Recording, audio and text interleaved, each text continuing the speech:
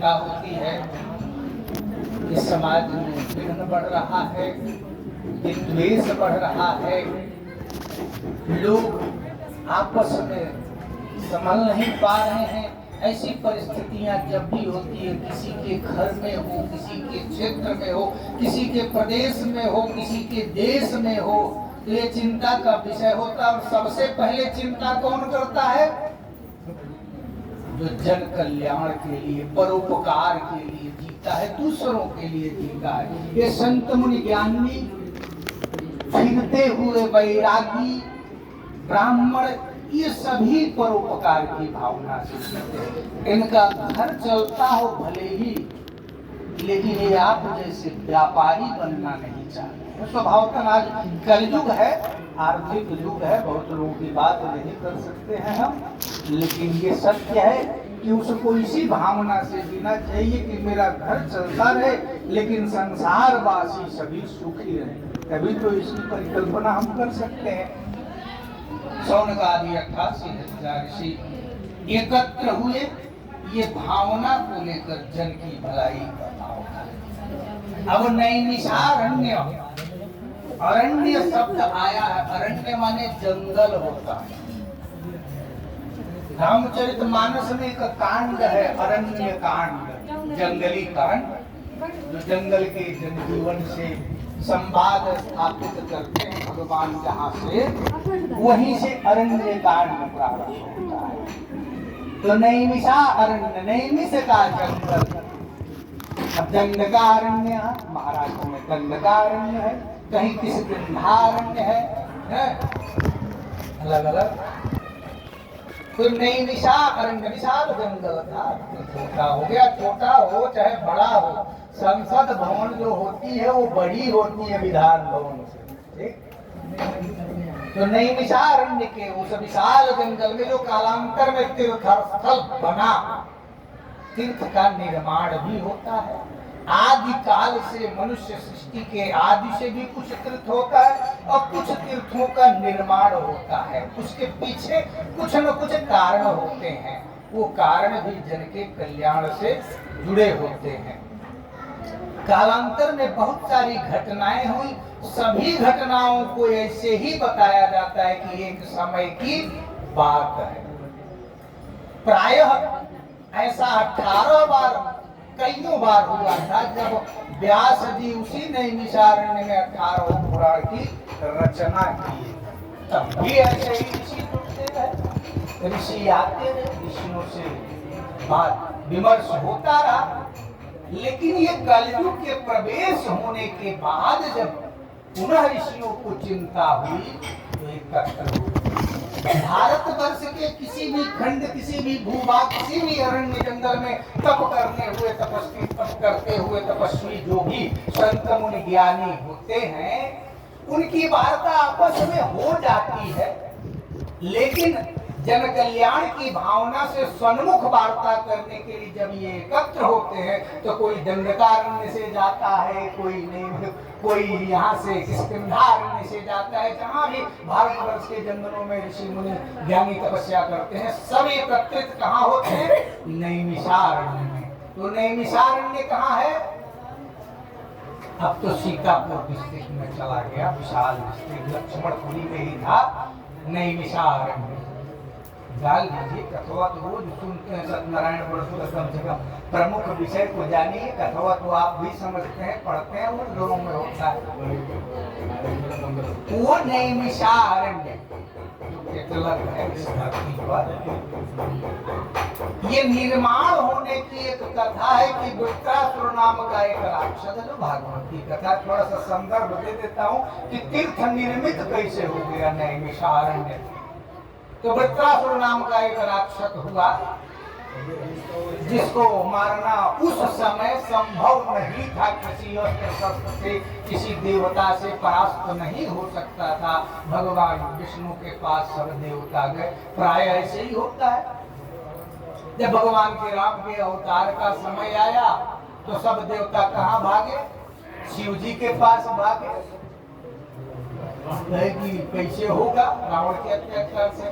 ऐसे ही वृत्रासुर के अत्याचार से भगवान विष्णु के पास सब देवता गए, राही माम बचाइए इससे। तो भगवान विष्णु से पूछे कि आखिर ये मरेगा कैसे? तो भगवान विष्णु ने कहा चिंता मत करो, जो भी ऐसी घटना होती है उसको सुधारने के लिए कोई न कोई साधन भी होता है।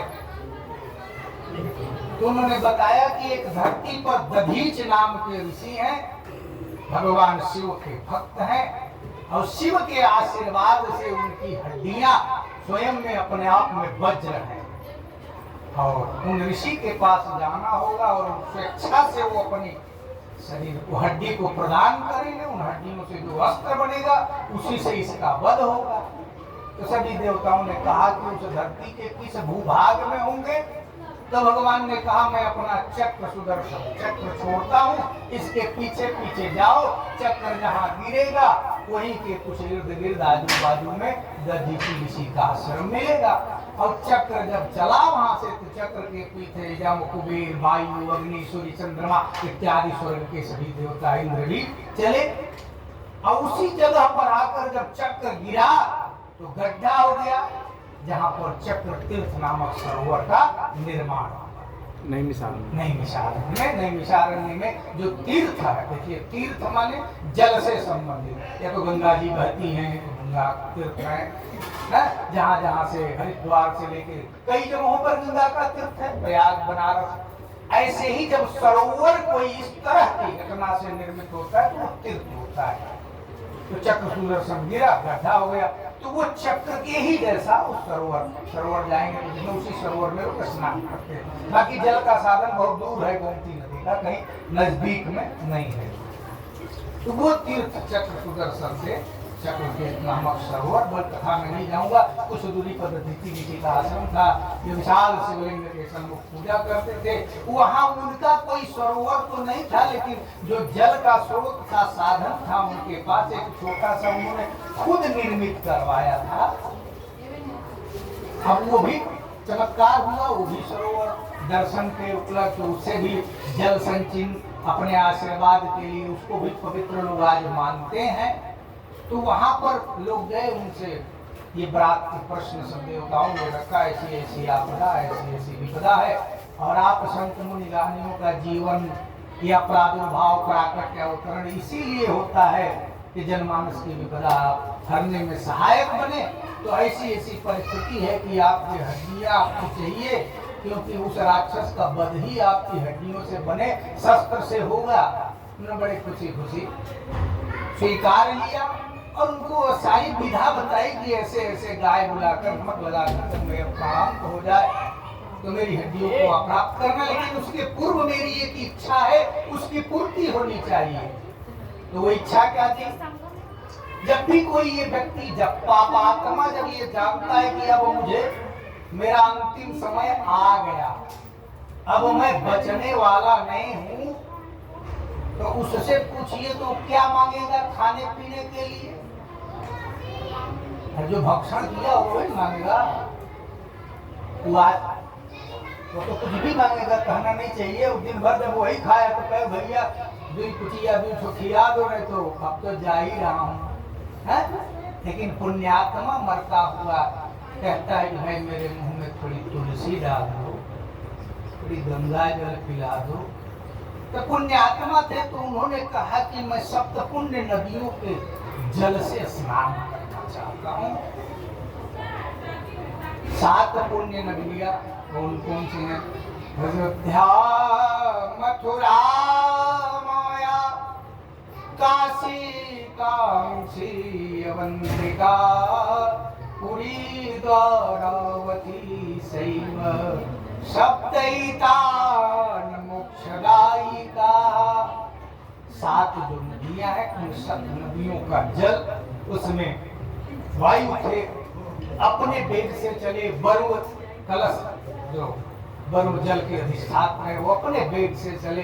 कुछ ही पलों में 7 पुण्य नदियों का जल एक कुंभ में एकत्र किए सब लाए, और उस 7 नदियों के निक्षत जल से स्नान किए और वो जल जो उनका अपना सरोवर बनाया था वह जल उन सरोवर में जाके मिला तो उस तीर्थ क्षेत्र को मिश्रित क्षेत्र कहा जाता है। जो गए होंगे लोग जानते होंगे। तो मिक्सअप हुआ, सप्त पुण्य नदियों का जल एक साथ मिला। अब मिक्सअप होने के कारण उस तीर्थ क्षेत्र का नाम मिश्रित क्षेत्र पड़ा है। वहां पर है कथा में बाकी नैमिषारण्य में सौनकादि 88,000 एकत्र हुए ऋषि जन कल्याण की भावना से ये जानते थे कि कलयुग में व्यक्ति अतिशयोक्ति मनगढ़ंत ज्यादा बातें करेगा और मनगढ़ंत जीवन को भी जिएगा, मनगढ़ंत उत्सव महोत्सव भी मनाएगा और संस्कार अपनी शिष्टता से कटेगा। सैद्धांतिक बातों में बहुत ज्यादा तवज्जो नहीं देगा, ये बात सभी जानते थे। और तब तक कलयुग का प्रवेश हो चुका था तो उनको ये बात की जानकारी हो गई कि ये बड़े बड़े पुराण तब काम शायद न आए।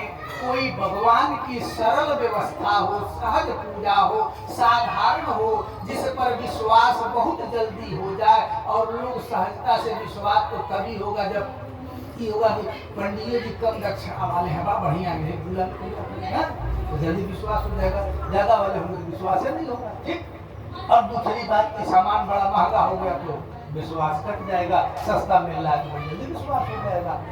पहले आस्था बनती थी, आस्था उपजती थी तो व्यवस्था बनाई जाती थी। अब व्यवस्थाओं पर आस्था बनती है कि मेरी व्यवस्था कितनी विशाल है, उसी हिसाब से आस्था का निर्माण होता है।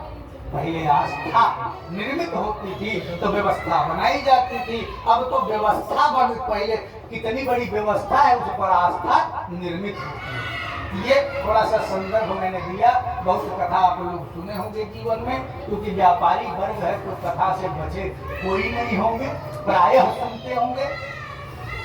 जन कल्याण की भावना से एकत्र हुए सौनकादि ऋषि एक सूत्र में पिरोकर अपने उस पीड़ा, अपने उस भाव को रखे हुए थे और आपस में विमर्श कर रहे थे कि कोई तो होता जो हमारी पीड़ा को समझता। हम जनमानस की पीड़ा लेके बैठे हैं और इसके लिए कोई सहज सरल उपाय देता जो जन कल्याण के लिए उपयुक्त होता। ऐसे में एक सूत नामक ऋषि का वहां आगमन होता है। बड़े श्रद्धा पूर्वक उनको आसन बिठाते हैं और सूत जी के ही समक्ष सौनकादि ऋषि अपने प्रश्न को, पीड़ा को रखते हैं।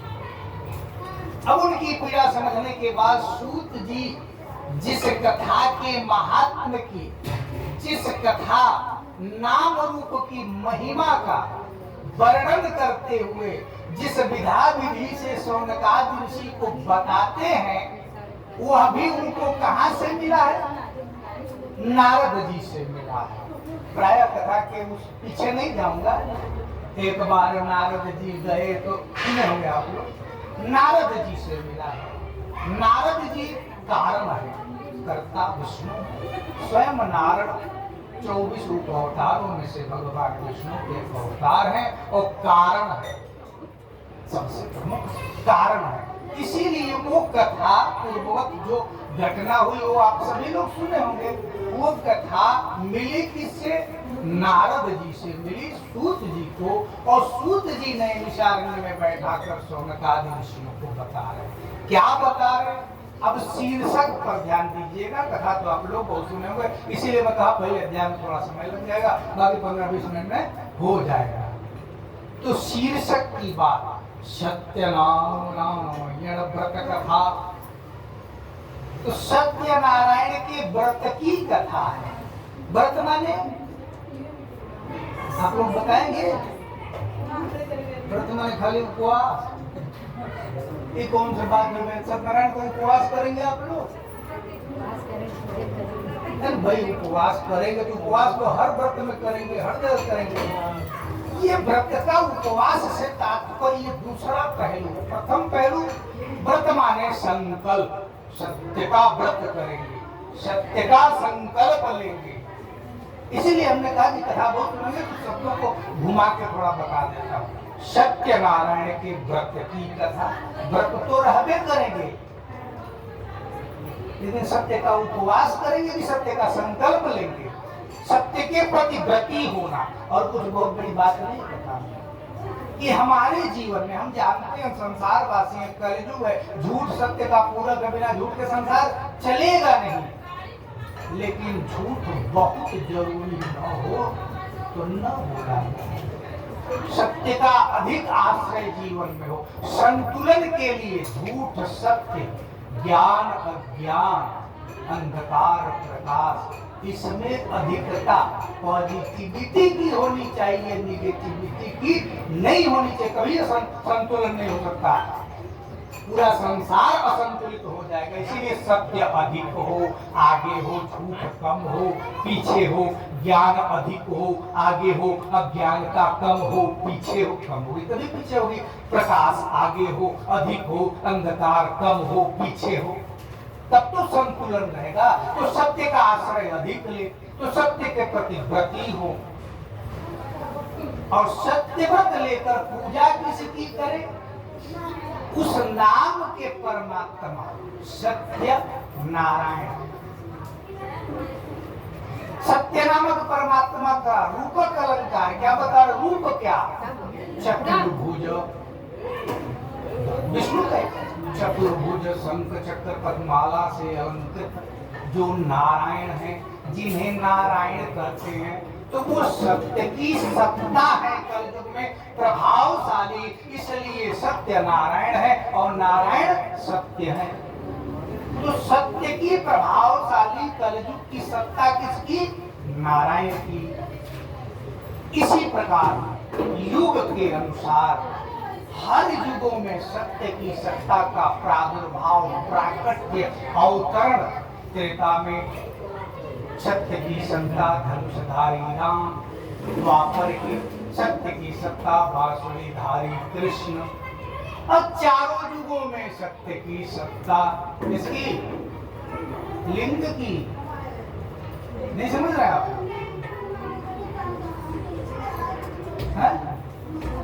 हाँ, चारों युगों में, एक युग में नहीं समझ में तो बताई। रामावतार में रामेश्वरम में पहले स्थापित करके संसार को संदेश दिया कि त्रेता युग के सत्य की सत्ता मैं राम, आदिकाल के सत्य की सत्ता की पूजा कर रहा हूँ। द्वापर में कृष्ण ने सोमनाथ में स्थापित करके संसार को संदेश दिया, आदिकाल से लिंग ही सत्य की सत्ता है जिसे मैं पूज रहा हूँ। तो युग के हिसाब से सत्य की सत्ता अवतरण करके हर युगों में, और शिव और विष्णु का कोई विशेष अंतर भेद नहीं है। चलिए इसको भी जानना चाहिए।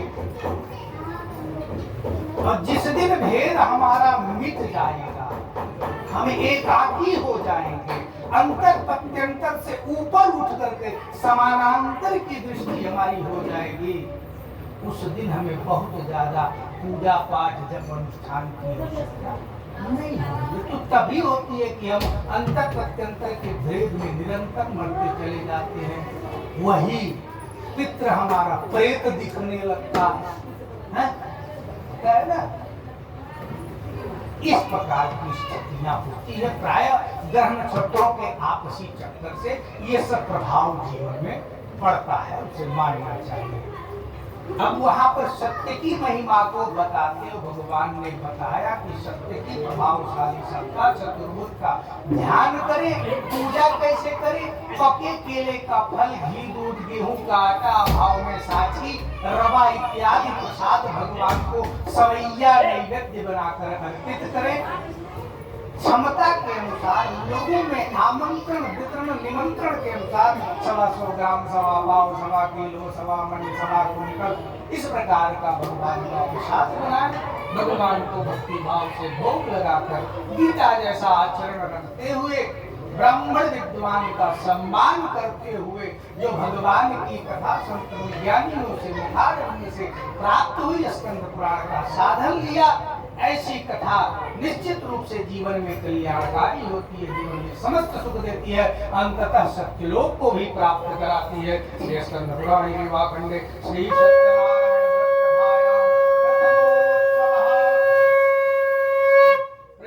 सत्यनारायण भगवान की, वृंदावन बिहारी लाल की।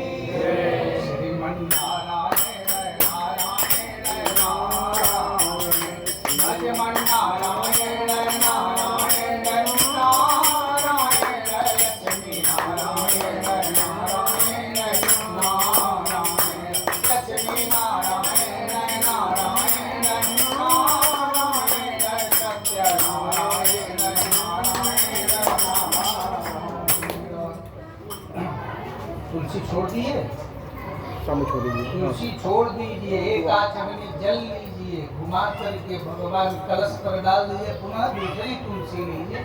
अब दूसरे अध्याय की कहीं भी डाल दे, कहीं भी डाल दे।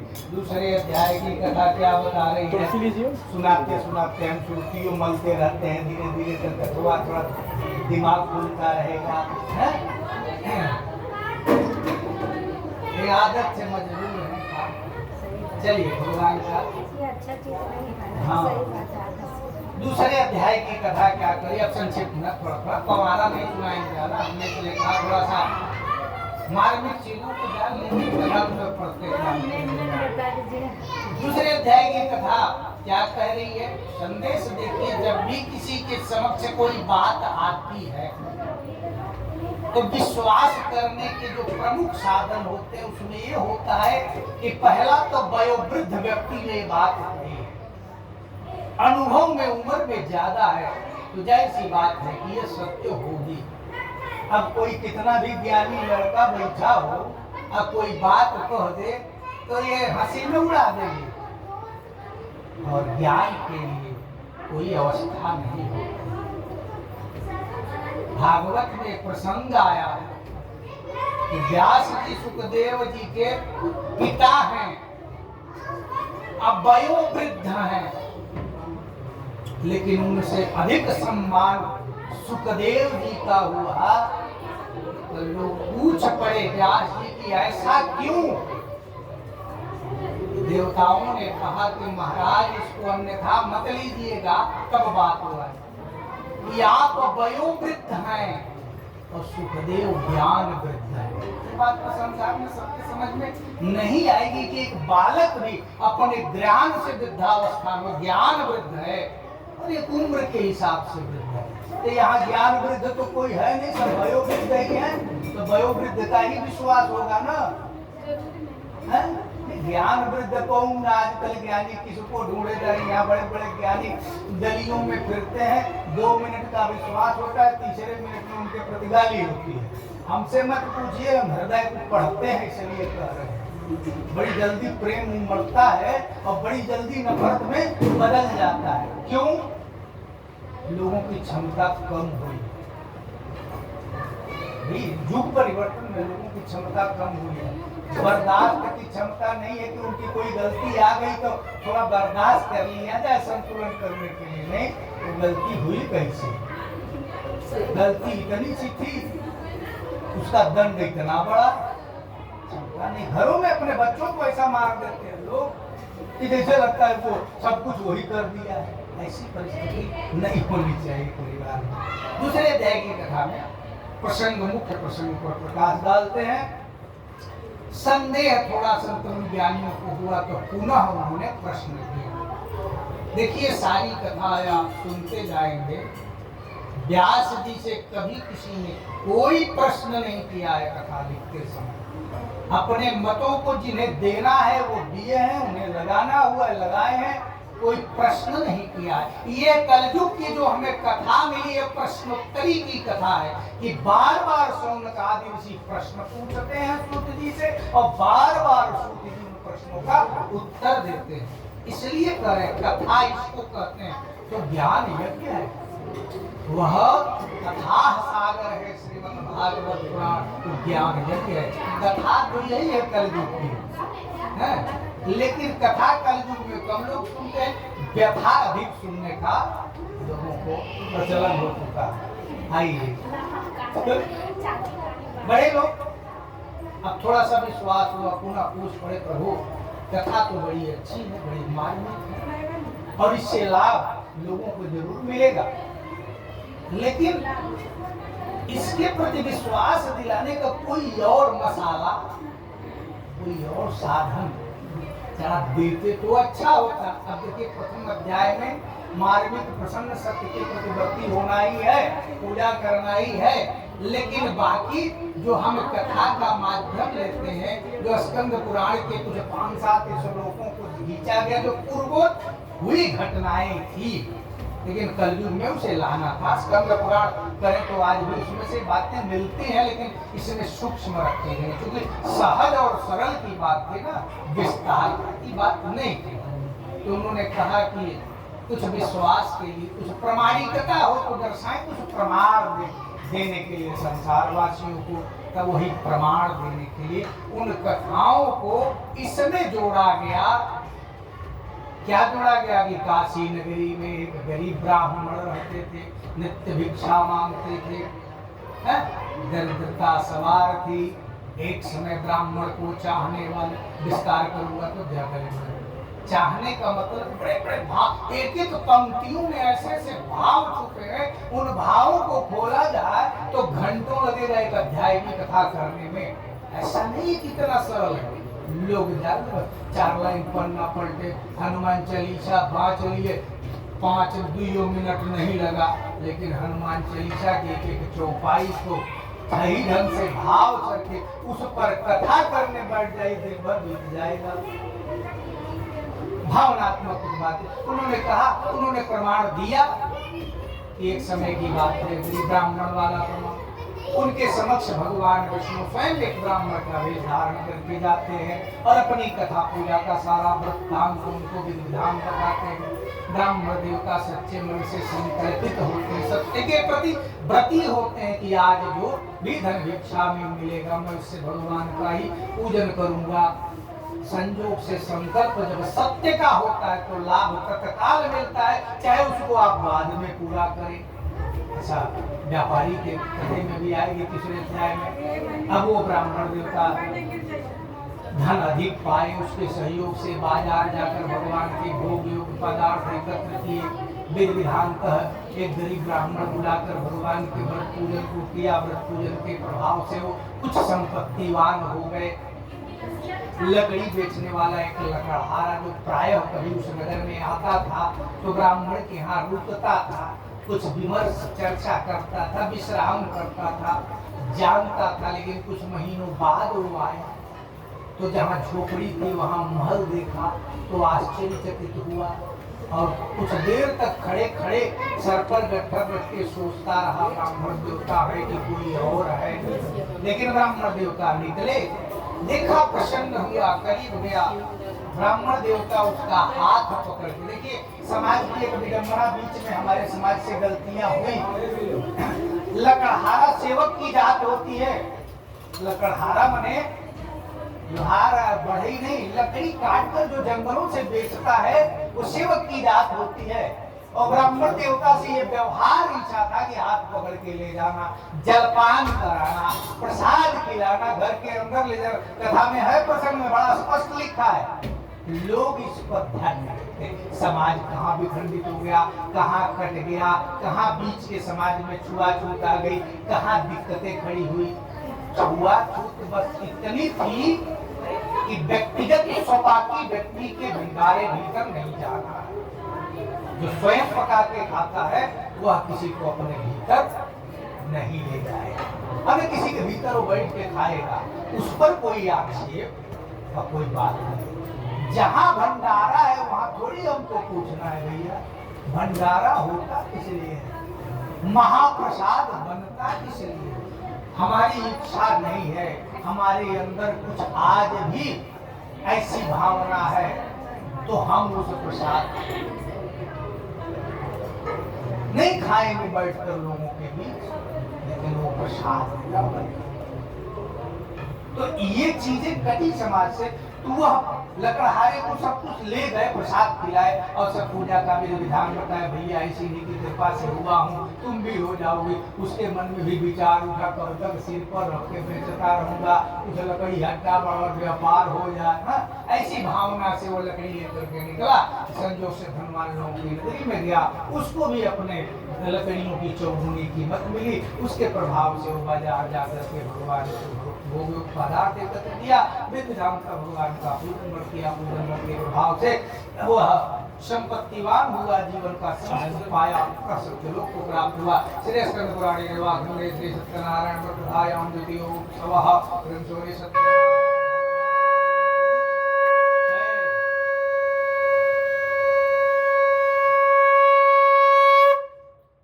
छोड़ दीजिए, काश में जल छोड़ दीजिए, कल सुधा पर तत्सज्जनार्दन वासुदेवयार्पणमस्तु। अथ तृतीयो अध्यायः। कलश में डालने का तीसरे अध्याय की कथा में प्रवेश करते हैं। तीसरे अध्याय की कथा उतारी है। उल्का मुख नाम के राजा बड़े ही जितेंद्रिय सत्यवादी थे। नित्य देवालयों में जाकर के ब्राह्मणों को दान दक्षिणा से संतुष्ट रखते थे। उनके कमल जैसी मुख वाली सती रानी थी। देखिए वो राजा रानी एक बार भद्रशिला नदी के तट पर भगवान श्री सत्यनारायण का पूजन आयोजित कर रहे थे। प्रसंगों पर ध्यान दीजिएगा, कथा तो उसमें सुनाता हूँ। जहाँ पर कभी भी कोई राजा स्वयं आयोजना में लगा हो, तपती धूप में नदी के किनारे नौकर चाकर होने के बावजूद पसीने बहा रहा हो और स्वयं लगा हो, तो वो साधारण राजा नहीं होता। ऐसे ही राजा को रानी भी कमल जैसे मुख वाली, ऐसे ही राजा का राज निरंतर अखंड चलता है, क्योंकि प्रजा के प्रति उस संवेदनशील होता है। उस धूप को, उस गर्मी को वो सब जानता है।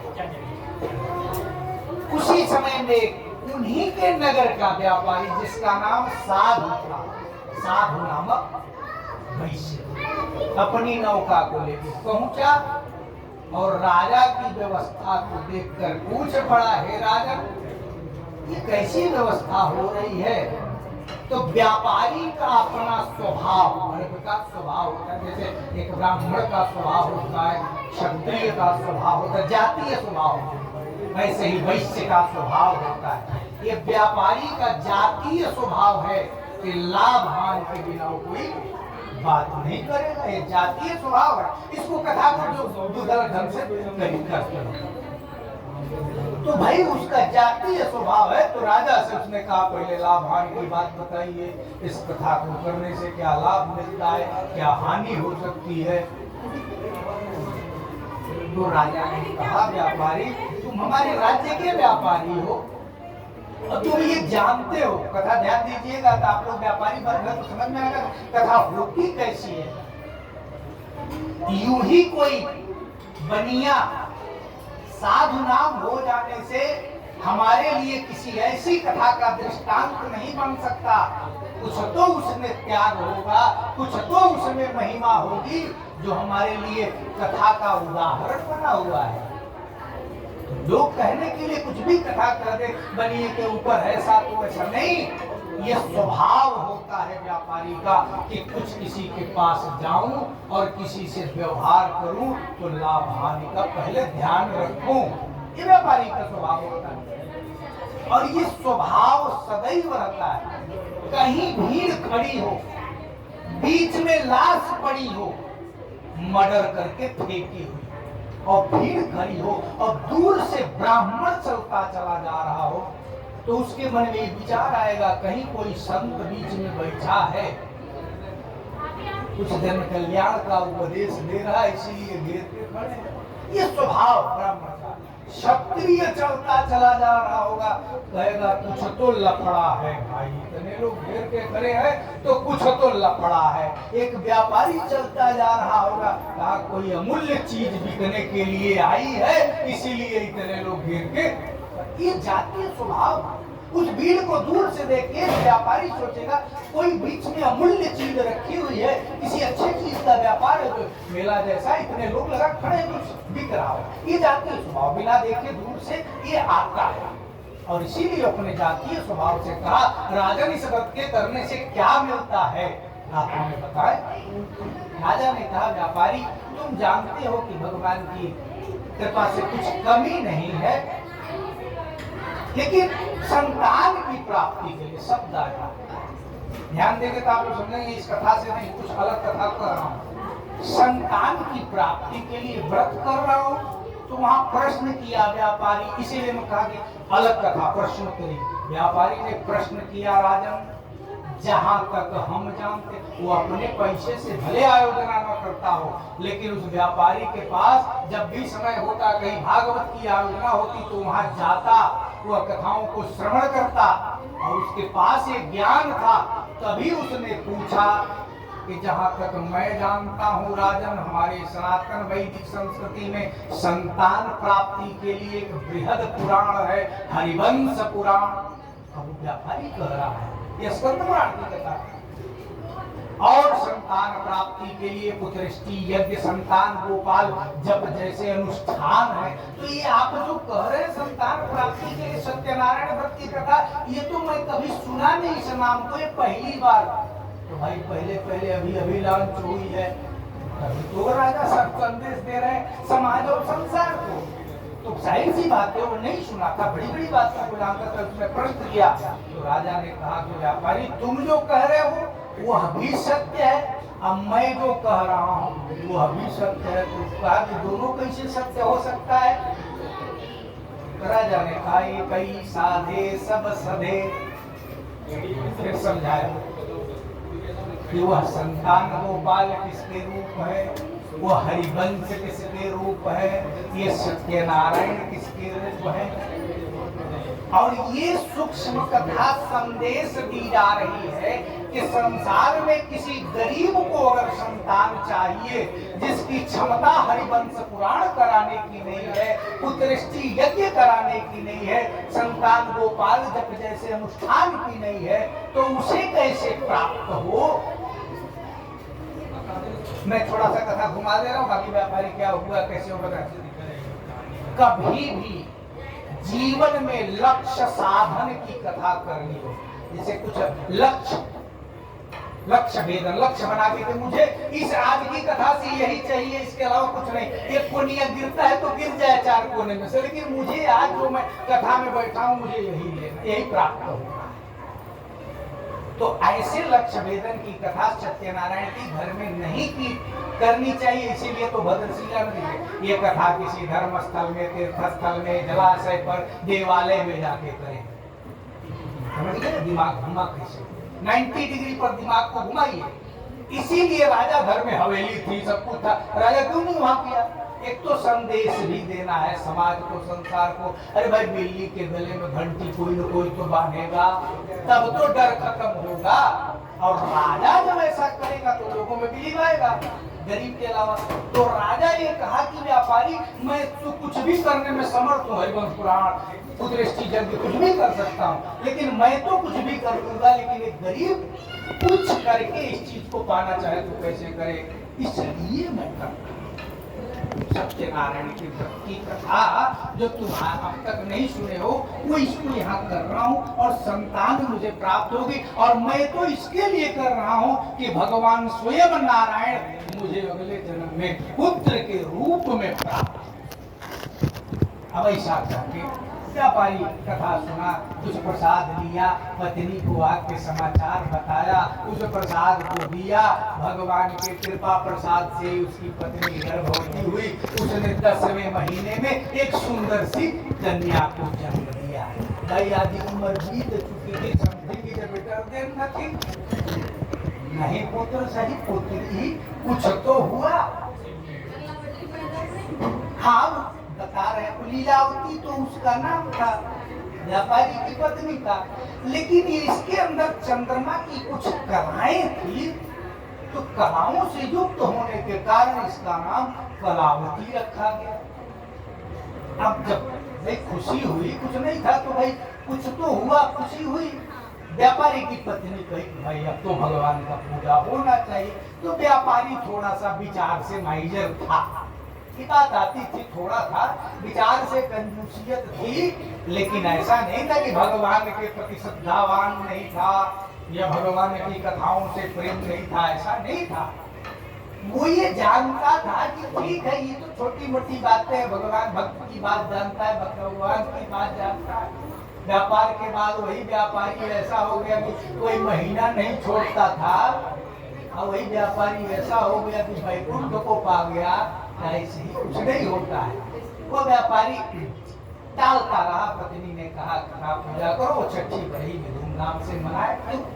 कलिकाल में जो आज का आधुनिक युग है, कुछ तालमेल बैठाने के लिए कुछ प्रसंग पुराने होते, कुछ नए होते, और इसको जानने के बाद आपका माइंड बढ़ता है, दिमाग बढ़ता है। आज भी दर्शन अधिक लोगों के ध्यान में नहीं है जितना कि प्रदर्शन। मैं स्पष्ट बोलता हूँ, मुझे इससे मतलब नहीं है क्या कट जाएगा, मैं इसीलिए थोड़ा सा बुरा खटकता हूँ कुछ लोगों को।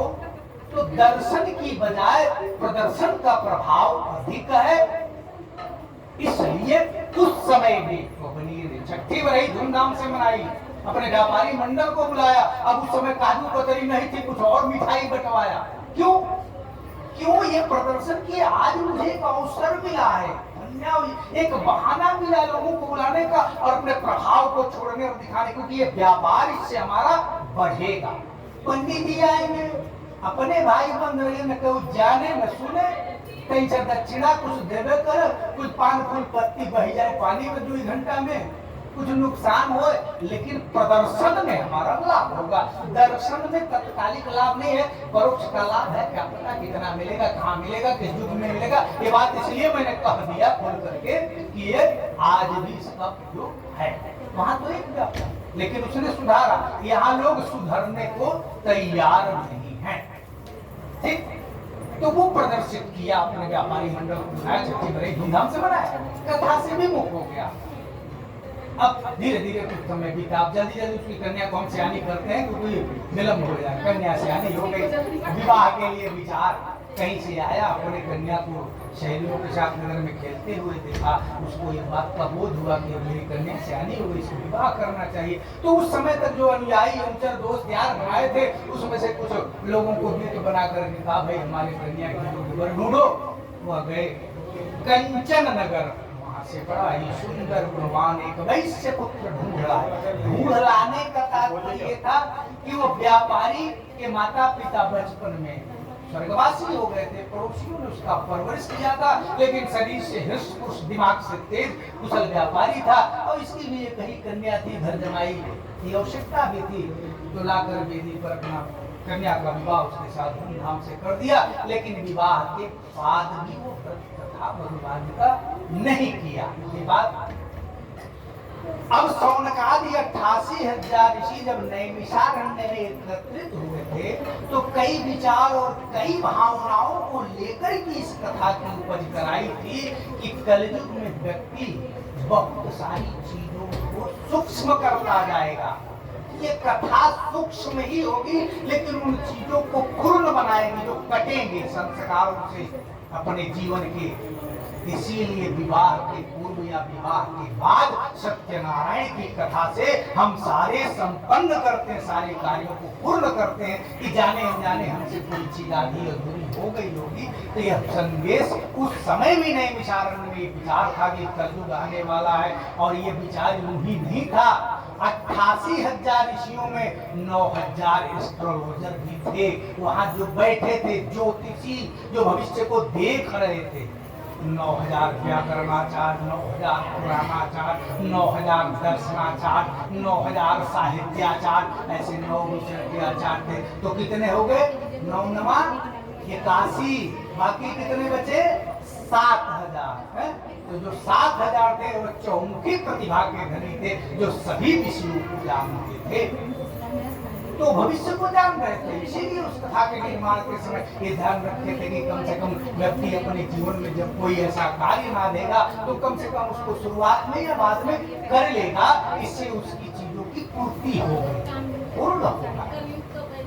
हाँ, ये कथा का निर्माण कराते समय भावना ऋषियों में तब भी थी, पहले से ठीक। और अब ऐसा नहीं हुआ, वो दारुण दुख पाया। मैं बहुत बड़ी कथा में नहीं जाऊंगा, गया वही नगरी, कंचन नगरी में ही गया। राजा यहाँ माया के चोर चोरी किए। हम नदी के किनारे नौका बांध के विश्राम कर रहा था, भोर का समय, चोर वहां आके गायब हो गए, धन वहीं छोड़े, धन सहित। जब धन के करीबी लोगों को देखा, राजा के दूतों ने लात मारा, निद्रा से जगाया, चोरी करके निद्रा ले रहे हो, और जो धन बात तिनका भी नौका में था उसको भी बांधा, राजा के दरबार में पेश हुए, बड़े रोए गिड़गिड़ाए, किसी ने इनकी बात नहीं सुनी, इन्हें जेल में डाल दिया। अब उसी रात्रि को व्यापारी के घर में चोरी हो गई। अब जो कुछ व्यापारी के घर अन्न पानी था वो चोर चुरा ले गए। व्यापारी की पत्नी और पुत्री अन्न पानी की चिंता में अब घर घर भटकने लगी। ऐसी स्थिति कुछ दिन तक चली। व्यापारी के ग्राम में एक ब्राह्मण के यहाँ भगवान श्री सत्यनारायण का पूजन आयोजित हुआ था। ऐसे में कन्या के कान में कहीं से आवाज पड़ी कि चलो भगवान का पूजन हो रहा है, कुछ चूल्हा के लिए प्रसाद ही प्राप्त हो जाएगा। संध्या के समय कहते हैं भगवान की कथा का अब एक व्रत महात्म्य संकल्प हो गया।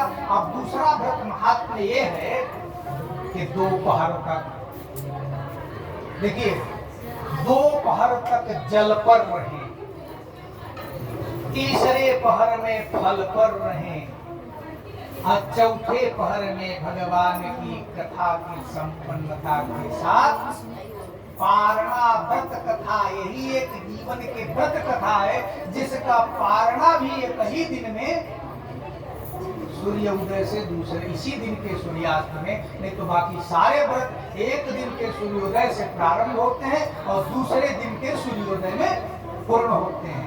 तो सत्यनारायण के व्रत कथा का महात्म्य है कि व्रती हूँ मैं, सत्य के प्रति संकल्प लेवे। और दूसरा व्रत महात्म्य यह है कि जिस दिन कथा आयोजित हो संध्या की हो और दोपहर तक जल पर रहे, तीसरे पहर में हम फल पर आए और चौथे पहर में संपन्नता के साथ पारण करें। इस प्रकार की कथा सुनने से जीवन में प्राय लाभ मिलता है। चौथे पहर की कथा थी, गांव का माहौल था, दिया ढेबरी वाला जमाना था, दिन डूब गया, रात्रि होने लगी, कन्या माता को बिन बताए गई थी, माता चिंतित हो रही थी। अब पंडियो जी हमारे जैसे लंबा खींचने वाले थे, 9 बजा दिए, तो धीरे धीरे प्रसाद पाकर आने में लेट हो गया। माता ने बिगड़े बोल बोले, पुत्री ने कहा माता मैं कहीं गलत जगह पर गई थी, तो भगवान का प्रसाद लाई, भगवान की पूजा में गई थी। जब उसने प्रसाद का अवलोकन किया, भगवान के नाम को सुने, उसकी चेतना उस समय जागृत हुई हो न हो, बार बार हम पूजा से विमुख हुए, पति ने भी कहा नहीं माना, शायद इसीलिए ये सब प्राप्त हो रहा है। अन्य सब चोट डालेंगे, पति दमाद इतने दिन हो गए कोई सूचना नहीं, अब तक तो एक राउंड लगा देते थे व्यापार करके। उसने उसी संध्या में संकल्प लिया, हे परमात्मा, हे करुणा निधान दया के सागर प्रभु, क्षमा कर मुझे करिए, और मैं बार बार याचना करूंगी कि मेरे पति दामाद जहाँ भी हो सुरक्षित हो और उनकी सूचना मुझे प्राप्त हो। मैं प्रातः काल आपकी पूजा चाहे जैसे भी होगा भिक्षा मांग के तैयारी करिए। और जब वो संध्या में संकल्प ली तो रात्रि को तो भगवान ने राजा को दर्शन दिया और कहा स्वप्न में कि तुम्हारे जेल में जो व्यापारी बंद पड़े हैं वो निरपराध हैं, निर्दोष हैं, माया बस हुए तुम्हारी जेल में आए हैं, और यह माया तुम्हारे ऊपर है कि तुम प्रातः काल छोड़ देना, नहीं तो तुम्हारा सब कुछ नष्ट हो जाएगा। जब राजा घबराया, रात भर नींद नहीं आई, बड़े भोरे 3 बजे घंटा बजाया, अपने सभासद मंत्रियों को बुलाया, दोनों व्यापारियों को बंधन से मुक्त किया, हजामत बनाई, नए नए वस्त्राभूषण पहनाए, और जितना उनका धन था उनसे 4 गुना धन उन्हें पुरस्कृत किया, मन वचनों से उनको संतुष्ट किया। और राजा ने कहा आप अपने नगर की ओर चलिए। दोनों व्यापारी अपने नगर की ओर चले। श्री स्कंद पुराण सत्यनारायण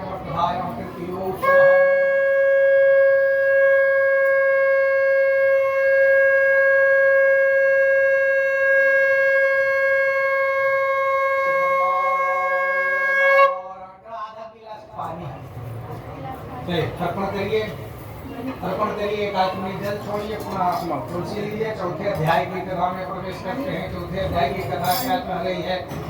नदी के निकट व्यापारी पहुंचा, जल्दी जल्दी डर के मारे स्नान ध्यान हुआ था। ऐसा नहीं था कि व्यापारी दान में विश्वास नहीं रखता, वो अपने हिसाब से बिन मांगे छोटे मोटे लोगों को दान देता था, लेकिन जब कोई कुछ मांग लेता था तो वो थोड़ा सा अपने आप में नहीं रहता।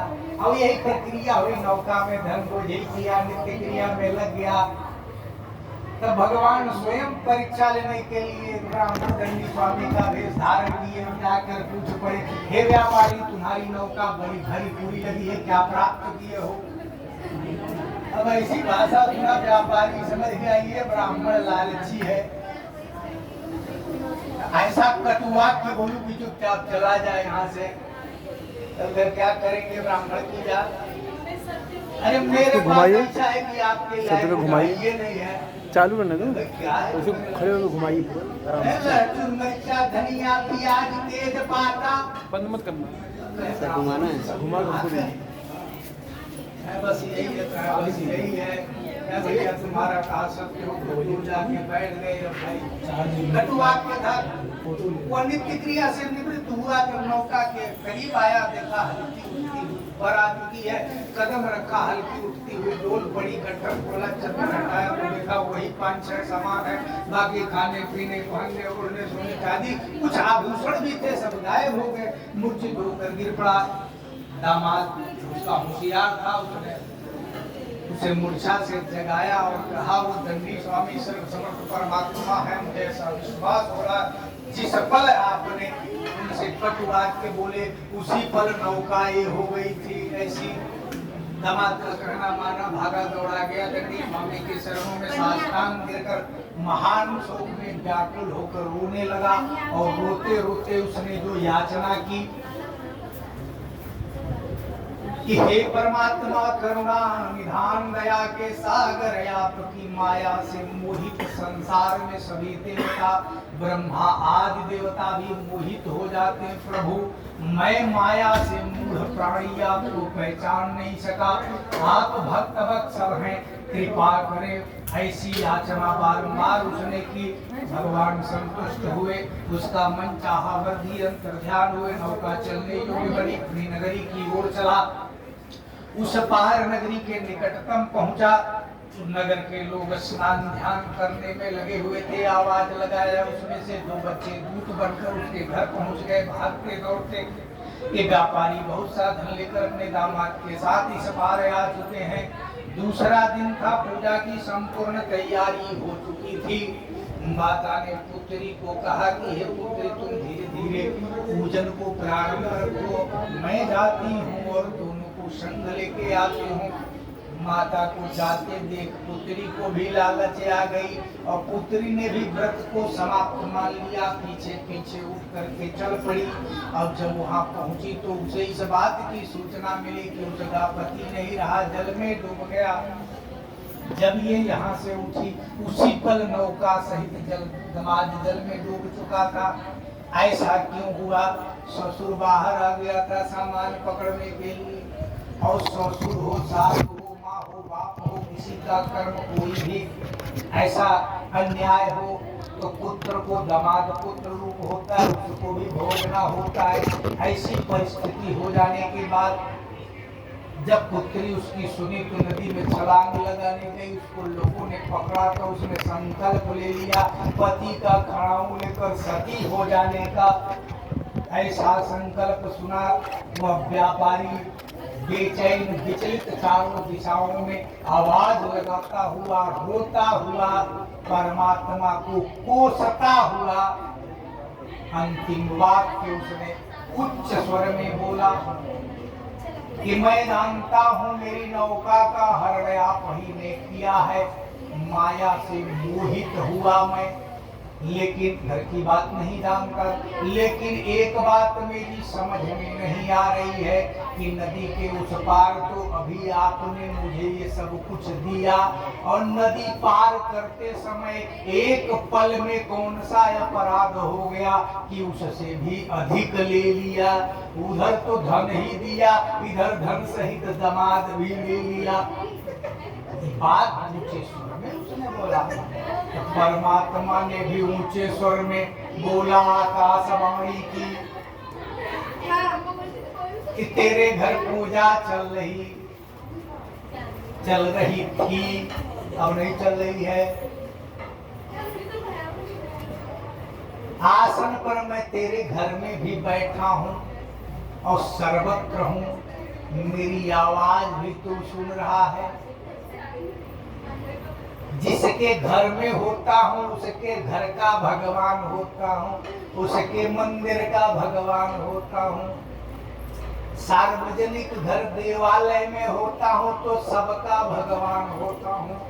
लेकिन जब कोई विशेष रूप से, विशेष नाम से, विशेष आयोजना से बुलाता है तो उसका भगवान होता हूँ। और भक्त मेरे सन्मुख नहीं होता है तो मुझे पीड़ा होती है, और जब मुझे पीड़ा हो गई तो उस पीड़ा का प्रभाव तुम पर आ गया तो तुम्हें पीड़ा हो गई। बात सीधी से मैं कथा का महत्व बता रहा हूँ। अब इसलिए ये कहा कि एक बात मैं आपको बता दूं, किसी घर में आप सम्मानित मुख्य अतिथि को निमंत्रित कर लीजिए, कोई सम्मानित दामाद या कोई उपायक, किसी गुरु पुरोहित को बुला लीजिए। अब बुलाने के बाद यही हाल में खूब टिपाई सोफा लगा दीजिए, चांदनी लगा के काजू कतरी किशमिश बादाम रख दीजिए, चुपचाप जाइए बेडरूम का दरवाजा बंद कर लीजिए। पति पत्नी, उसे पीड़ा होगी कि खुशी होगी? है? एक बात उदाहरण दे रहा हूँ, प्रत्यक्ष प्रैक्टिकली बात बता रहा हूँ। तो परमात्मा भगवान भक्त से पूर्ण होते हैं, और जब कभी बुला दिया जाए, देखिए आसन छोड़ने की जो बात है, इसीलिए मैं वो औरतों के अंदर कभी कभी मतभेद हो जाए, इसलिए उसको आज खत्म कर देता हूँ। 2 मिनट और सुन लीजिए, उसको भी मैं खत्म कर देता हूँ। वो लोग कथा से उठ कैसे गए, क्यों नहीं उठा जाता, वो भी बता देता हूँ। अब वो तो भगवान ने कहा कि मैं बैठा हूं तेरे घर में, और तुलसी पड़ गई होती तो मैं भी उठ के चल जाता। अभी बुलाया, आसन पर बैठा है, अभी तुलसी पड़ी नहीं भोग में, तो मैं देख के ललचा भी रहा हूँ और पीड़ा भी हो रही। भक्त मुझे खिलाने वाला है नहीं, अब मेरा हाथ पैर चलता नहीं और मैं खाता नहीं, ग्रहण करता हूँ, बस सूंघता हूँ। लेकिन सूंघता तब तक नहीं हूँ जब तक तुलसी नहीं पड़ती है। सब कुछ यहाँ रख के सब दोनों गायब हो गए।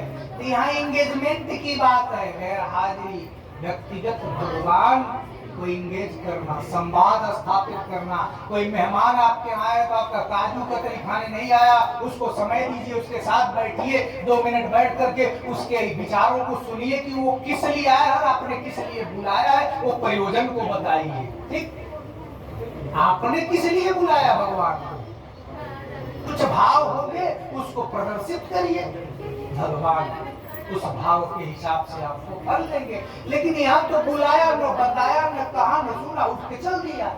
तो वो पीड़ा का भाव भगवान ने आकाशवाणी में कही तो आवश्यकता उस पुत्री को थी। पुत्री भागी दौड़ी आई, पुस्तक में लिखा है कि जल्दी जल्दी भगवान का पूजन किया।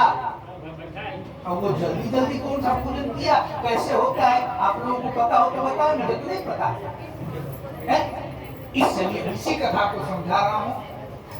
जब आयोजना ऐसी हो कि किसी के ऊपर, व्यवस्थापक के ऊपर हो, गुरु पुरोहित के ऊपर हो, किसी को आप बुलाए हो, तो उसके आदेशानुसार, क्योंकि वो इंगेज करने के लिए बैठा है ना, तभी तो बुलाए हैं। प्रतिनिधि माध्यम गुरु पुरोहित, आप 3 बार उठिए, कोई प्रभाव नहीं, दुपट्टा रखिए, जाइए। यहाँ बहुत लोगों को सुना इसलिए कहा हूँ, और नहीं उठते हैं आप तो आप भक्त नहीं, रूढ़ हैं। सुनते जाइए बात, आप भक्त नहीं है, त्याग नहीं है वो आपका, वो रूढ़ता है। रूढ़ता समझ रहे हैं ना, अज्ञानता है। ब्राह्मण ने कहा, 1 मिनट उठ जाइए, आपका सीधा बैठ नहीं, आपका मन भागता है। वो ब्राह्मण ने कहा कि मैं आप ही के हाथ से पानी पीऊंगा तब 5वें अध्याय की कथा करूंगा। तो आप उठेंगे नहीं, मेरे मुंह में पाइप कोई डलवाएंगे क्या, कैसे नल में सोएगा, टोटी वोटी लगवाएंगे क्या? ब्राह्मण ने कहा उठिए, गिलास मांगिए, पानी लाइए, पीने के बाद मैं 5वें अध्याय की कथा करूंगा।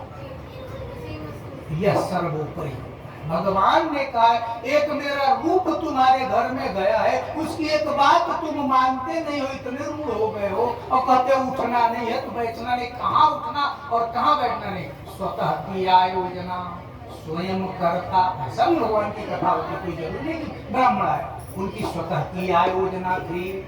और स्वयं की आयोजना में भगवान की कोई कथा नहीं होती है। पुस्तक न वाचने आए मत वाचिए। अब सुनती था तो बताऊंगा, वह भागी दौड़ी आई, न शंख है, शंख भी नहीं बजाना है, अब जल्दी से शंख भी नहीं बजाना है। भगवान का 12 अक्षर नाम, सब कुछ तुलसी डाली, और क्या कहा उसने, नमो भगवते वासुदेवाय, नमो भगवते वासुदेवाय, नमो भगवते वासुदेवाय, नमो भगवते वासुदेवाय, नमो भगवते वासुदेवाय।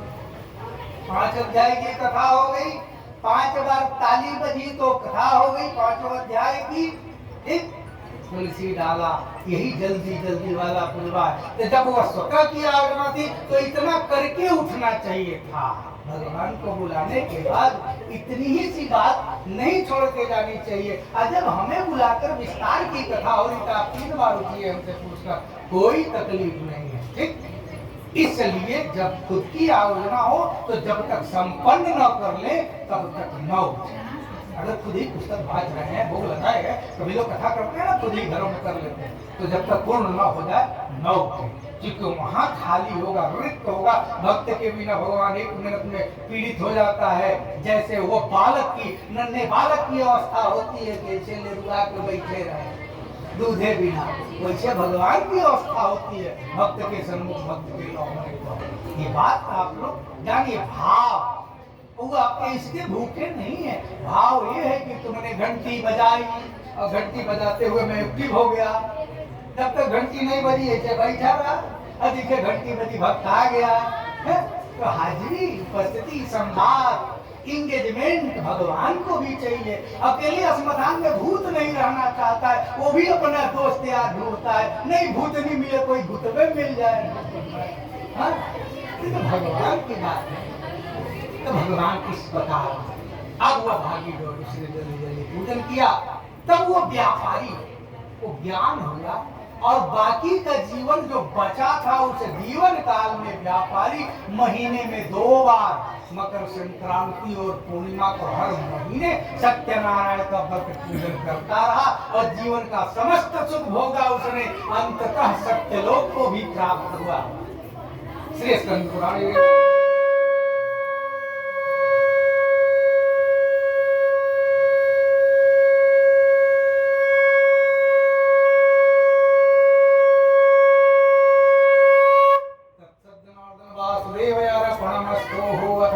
अध्याय 5वें अध्याय की कथा।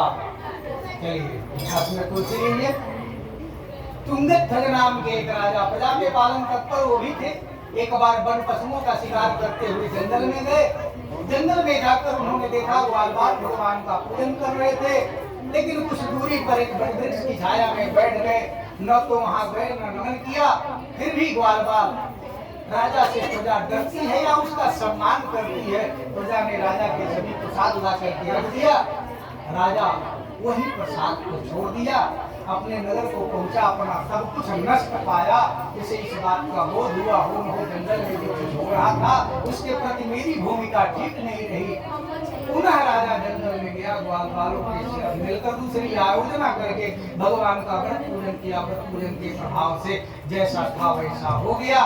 भगवान की पूजा विशेष रूप से कलयुग में फैलाई है। भगवान को कोई काल, कोई ईश, कोई नारायण, कोई सत्यदेव कहते हैं। अनेक रूप जड़ के मन चाहा फल श्री हरि विष्णु देते हैं। 5 अध्याय की कथा के सारांश कुछ इस प्रकार हुए कि उनके बाद के जन्म की कथा कैसी हुई कि काशी नगरी वाले गरीब ब्राह्मण जो थे पुनः द्वापर सुदामा अपने उसके एक जन्म पूर्व सतानंद नाम के ब्राह्मण हुए थे जो भगवान राम का विवाह कराए थे। जनकपुर राजा विदेह के पुरोहित थे। एक जन्म में कर्मकांडी ब्राह्मण पुरोहित, दूसरे जन्म में भिक्षुक ब्राह्मण है, और तीसरे जन्म की भी दशा दोनों की थी, अवस्था सुदामा में, लेकिन न सुदामा कर्मकांड किए न भिक्षा मांगे, क्योंकि दोनों का रसास्वादन कर चुके थे और तीसरे जन्म में बात उनको याद आ गई क्योंकि वैराग्य रख दिया था। इसीलिए सुदामा ने कभी भिक्षा नहीं मांगी और सुदामा ने कभी कर्मकांड को प्रोत्साहित नहीं किया। हालांकि द्वापर दान का युग था तो कर्मकांड इतना था नहीं। विदाउट एनी रीजन दान करना है सबको। भिखमंगे को जितना मांग के लाया है 10 पैसा उसको भी निकालना है, दूसरे भिखमंगे को देना है। ये द्वापर का नियम था।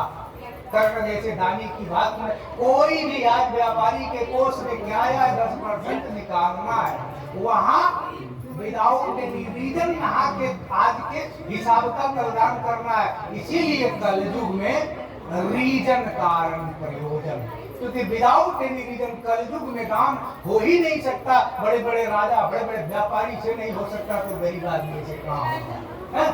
तो उन कारणों को द्वापर में कन्हैया ने पुनः जागृत किया कि कलयुग में व्यक्ति दान नहीं कर पाएगा, इसलिए कुछ ऐसी चीजों को रखो कि अपने धर्म से विमुख न हो, अपने ज्ञान विज्ञान जिन चीजों का लाभ मिलता रहे और जीवन बदलते की शैली में जो भी युग आए उस जीवन में अपने आप को स्थापित करने के लिए और सुंदर जीवन की कामना के लिए आध्यात्मिक जीवन से जरूर कहीं न कहीं हर व्यक्ति लगाव रहे। वैदिक सनातन पृथ्वी भारत भूमि अवतार प्राय यही हुए हैं, अवतारों ने भी ये संदेश दिया है। इसलिए परमात्मा जानते थे इंद्र की पूजा का विरोध करके रोके, लेकिन कलयुग के समावेश पर सबको पूजा करने के लिए प्रोत्साहित किया उन्होंने। तो पूजा जरूर जीवन में कुछ भी करना, नहीं पूजा कर पाना तो अपने इस समाज के प्रति जो दायित्व है उसको समझना कि हमसे कोई और अपेक्षा करता है जिसको एक टाइम मुझे खिलाना चाहिए। ठीक, ये जीवन की आवश्यकता समझ के मानना चाहिए। इस प्रकार से सुदामा को बचपन में वैराग्य लगा। कृष्ण की आराधना करते हुए कभी उन्होंने ये कथाओं में लोग कह देते हो भीख मांगे, अच्छा है कि कभी उन्होंने भिक्षा नहीं मांगी। 5 घर जाते थे, अधिक दान नहीं लेते थे। अधिक दान लेते हो तो वह दान के युग में हर युगों में व्यक्ति जो सुलझा हुआ होता है और ढूंढता है ऐसा कोई उत्तम ब्राह्मण मिलता जिसे मैं संकल्प दान कर सकता। और सुदामा से उत्तम ब्राह्मण उस युग में कोई नहीं था। कृष्ण और बलराम के साथ शिक्षा लेने वाले सुदामा संदीपनी गुरु से विद्या वेद को गहन अध्ययन किए थे। कहीं विद्या में कमी नहीं थी। जो वेद पाठी था, जो पुराणों को पढ़ा था, जो दर्शन को पढ़ा था, जो सिद्धांत को पढ़ा था, उस व्यक्ति के बारे में ऐसी कोई कथा नहीं। वैराग्य जग जाने के बाद, इच्छाओं पर विजय पा जाने के बाद धोती फटी है। अब एक कवितावली के माध्यम से थोड़ा सा प्रसंग बताता हूँ, सब लोग जानते हैं लेकिन उसके भाव वहां तक नहीं जाने चाहिए।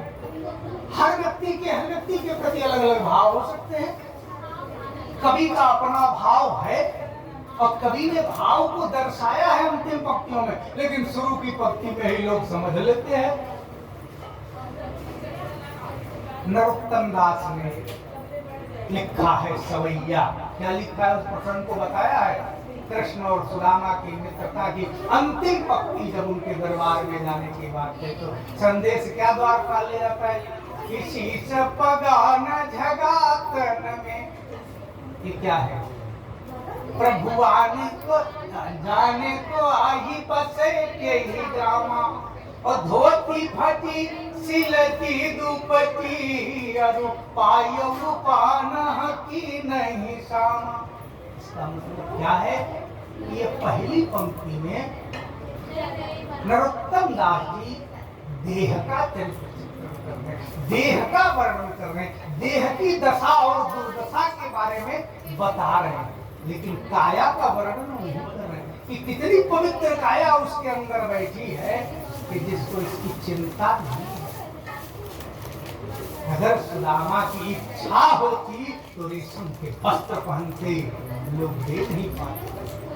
सुदामा की इच्छा मर गई थी अपने छांव पर विजय प्राप्त कर ले। वो दान का युग, सोचिए जरा, द्वापर दान का युग। ढूंढ रहे लोग दान देने के लिए, दान लेने वाले कम है। और उस युग में सुदामा अगर फटा पहने तो क्यों पहने, क्योंकि इच्छा उनकी नहीं है। मरी आपकी इच्छा है तो कौन रहे, कहीं से न कहीं से मिल रहा है, लेकिन उनकी इच्छा मर चुकी थी, इच्छा पर विजय पा चुके थे, इसलिए तो वो कभी उनकी देह का वर्णन कर रहा है, इसलिए आप जान रहे हैं कि ये तो प्रकृति को नहीं, उनकी इच्छा ये जानना जरूरी होता है लोगों को। इच्छाओं पर विजय प्राप्त किए हुए सुदामा जब काया का वर्णन करेंगे तो आपको समझ में आएगा कि दान के युग में ऐसी स्थिति क्यों सुदामा की थी। वो सुदामा श्री कृष्ण की आराधना करने उस पर के अधिकारी बने। बड़ी कथा है, कृष्ण और सुदामा के संवाद में जाऊंगा, घंटों लग जाएगा। भावनात्मक बातें बहुत बड़ी बड़ी है, क्या सेवा, कैसी सेवा और किन किन रूपों का प्रदर्शन। सुदामा को समझने के लिए सिर्फ एक व्यक्ति नहीं, व्यक्तित्वों से भरा हुआ व्यक्ति जानेंगे कि सुदामा एक मित्रनिष्ठ मित्र, एक भगवतनिष्ठ भक्त और एक ब्रह्मनिष्ठ ब्राह्मण है। तो जहाँ तीन तीन पर्सनालिटी, एक ब्राह्मण, एक भक्त है, एक मित्र, एक वाणी में, तो भगवान को संदेश संसार को देने के लिए एक छोटी सी कथा से नहीं दी जा सकती। उसका विस्तार वर्णन करने के लिए सभा के मध्य पहुंचकर उन रूपों की छवि को देखना और उस भाव को समझना। बैठा हुआ मित्र नहीं है, वो एक ब्रह्मनिष्ठ ब्राह्मण है। जिनके चरणों में मैं बैठ गया हूँ, एक भगवतनिष्ठ भक्त है। जिसकी पीड़ा मुझे दिख रही है, तो भगवान भक्त की पीड़ा पहले शारीरिक पीड़ा को हटता है, फिर मानसिक पीड़ा को हटता है, फिर आर्थिक पीड़ा को हटता है, जो सुदामा को थी ही नहीं। ऐसी स्थिति में भगवान ने संसार को संदेश दिया है। वो लीला के रूप में लीला करके, लीला भगवान ने जितनी की है वो सभी लीला एक एक आईना, एक एक दर्पण है। एक एक लीला रूपी दर्पण में अपने आप को देख के, झांक के, सजा के, संवार के अपने आप को साधना है। भगवान पुराण की लीला कितनी भी सुने, किसी एक लीला से अपने आप को संदेश मिल जाए, हम सुंदर दिखने लग जाए, मतलब हमारी काया सुंदर दिखने लग जाए। कागभूषुंडी जी को भगवान राम के बाल की लीला में ही सर्वस्व दिख गया, किसी दूसरे लीला के झांकी या किसी और बड़े दर्पण, बड़े आईना में झांकने गए ही नहीं। उनको भगवान ने कहा को सुंदर रूप दे दूं, कह नहीं चाहिए है? भगवान ने कहा तो तुमको सुंदर रूप दे दूं, इस कौवे से बदल लो, कह नहीं, कुछ नहीं चाहिए, यही चाहिए। क्योंकि जूठन सुंदर रूप से नहीं मिलेगा, संत मुनि ज्ञानी वैकुंठ में बन जाने से नहीं मिलेगा। तो ये प्रेम है, जो भक्ति और प्रेम का रस होता है, वो मोक्ष तक को ठुकरा देता है। ऐसी भावना भगवान के प्रति इस तरह श्रद्धा करने वाले सुदामा वैकुंठवासी बने। लकड़ी बेचने वाले निषाद राज वह रामावतार के समय निषाद राज भगवान श्री रामचंद्र जी की सेवा करके सर्वस्व रक्षाओं करके वैकुंठवासी बने। साधु नामक दरिया मोरध्वज राजा बना, सत्यवती राजा, जिसने अपने 5 वर्ष के पुत्र को आरे से चीरा था, बड़ी कथा है, उसको दान किया था। बोलो न भविष्यति, ऐसी परीक्षा भगवान ने कभी किसी से ले, ऐसी परीक्षा दिया और वो भी वैकुंठवासी बना। और उनका मुख हुए जिनको भगवान के पिता होने का सौभाग्य प्राप्त हुआ और रंगनाथ की सेवा करते हुए भगवान श्री राम नाम में ही प्राणों की आहुति देकर वो भी वैकुंठवासी बने। और तुंगध्वज नाम के जो राजा थे सब मनु हुए, सभी को भागवत धर्म पारायण धर्म में लगा करके वैकुंठवासी बने। श्री स्कंद पुराणे रेवा कटे श्री सत्यनारायण पक्षायाम पंचमोध्याय।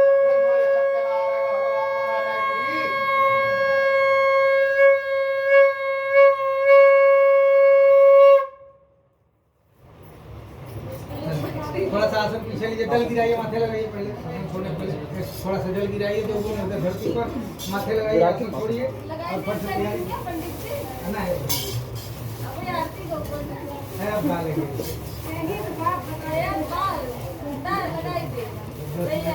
अरे अब कोई शाम था इतना आरती भर के बाद आरती फारती बहुत ज़्यादा खोल दिए के बाद ना एक तो सवेरे से उधर पानी है, मीठा पर है, ऊर्जा कुछ मिला ना।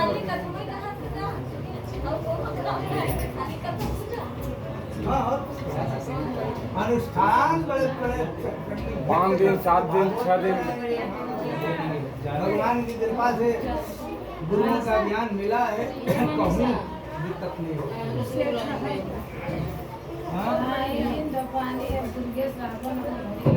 चलिए भैया तैयारी में 2 मिनट ट्रेन हो, पानी पी ले, पनीर नहीं पानी पी डायरेक्ट आप लास्ट पिया हुआ या फिर एक थाली में जल रहा हो है भैया ना घी निकाला चम्मच से देना तो घी को आप ले लो।